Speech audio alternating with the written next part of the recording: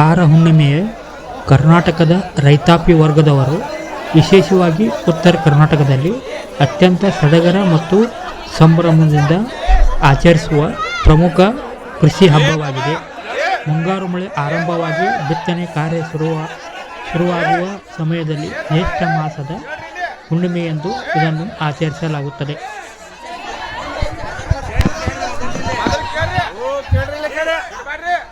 ಹಬ್ಬದ ಪ್ರಮುಖ ಆಚರಣೆಗಳು: ಜಾನುವಾರುಗಳಿಗೆ ಪೂಜೆ, ರೈತರ ಅವಿಭಾಜ್ಯ ಅಂಗವಾಗಿರುವ ಎತ್ತು ಮತ್ತು ಹಸುಗಳಿಗೆ ಸ್ನಾನ ಮಾಡಿಸಿ ಬಣ್ಣ ಹಚ್ಚಿ ಕೊಂಬುಗಳಿಗೆ ಬಣ್ಣ ಬಳಿದು ಶೃಂಗರಿಸಲಾಗುತ್ತದೆ.